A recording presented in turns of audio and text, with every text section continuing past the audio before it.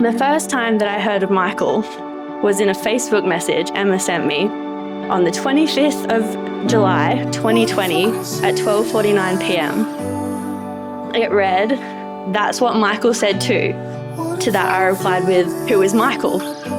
Emma then proceeded to tell me that he was a family friend and explained how their dads went to high school together and that they had always been best mates but had recently reconnected at a party a few months ago and had been pretty close ever since.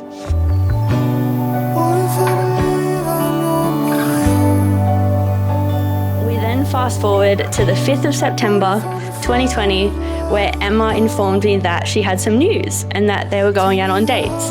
And as Emma said, when I asked if she was happy, she said insanely.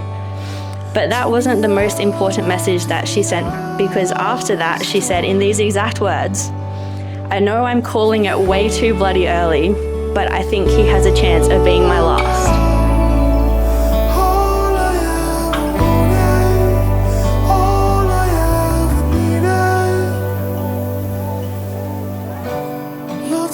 Michael messages me and he asked me if I had any travel booked in the coming months. And when I asked why, he told me that he wanted to propose to Emma at Easter the next year and wanted to make sure that I could make it.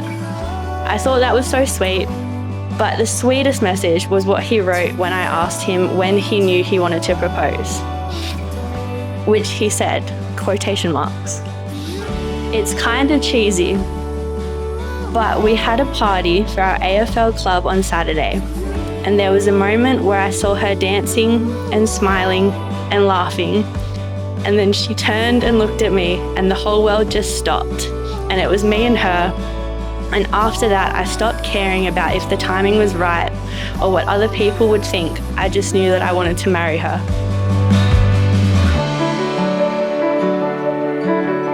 I remember when I was young asking my parents what kind of things I should look for in a woman and how I would know I was in love. And while that may sound profound for a young child, just bear with me.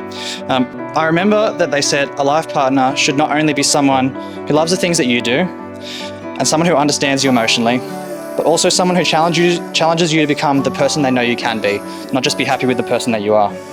That stuck with me, and I didn't really fully understand it for a long, long time, until of course I met Emma.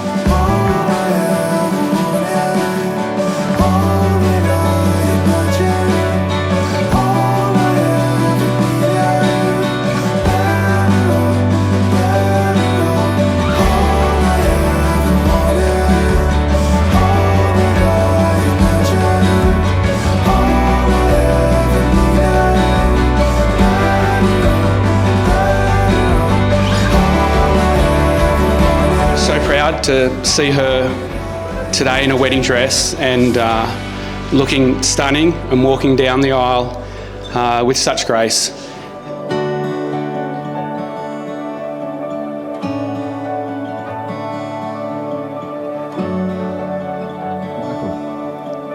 Will you take Emma to be your wife, to live together according to God's word? Will you give her the honour due to her as your wife, and be a considerate, tender, faithful and loving husband, forsaking all others? I will. I declare Michael and Emma to be husband and wife. Michael, you make this your bride.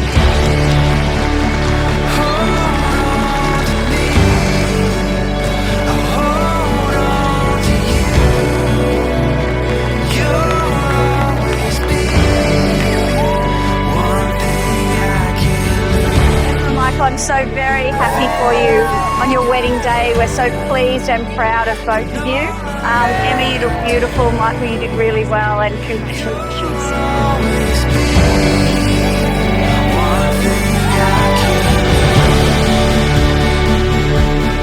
Speaking of Michael, I want to share a story about our very first holiday we took 5 months into our relationship. We were staying at this beautiful resort in Kingscliff, and we decided to treat ourselves to some massages. As I picked up the phone to make the appointment, I was trying to explain what we wanted, but distracted by the task at hand, I accidentally referred to Michael as my husband right there in front of him. And although at the time we both laughed nervously at one another, I must admit, standing here today, I'm so glad my little word slip has become my reality, because I couldn't imagine life without you.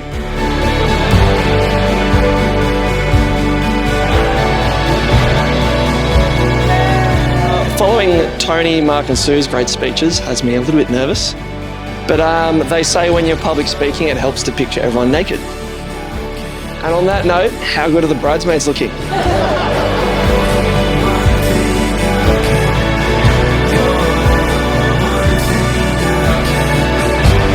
Emma, I could not imagine my life without you.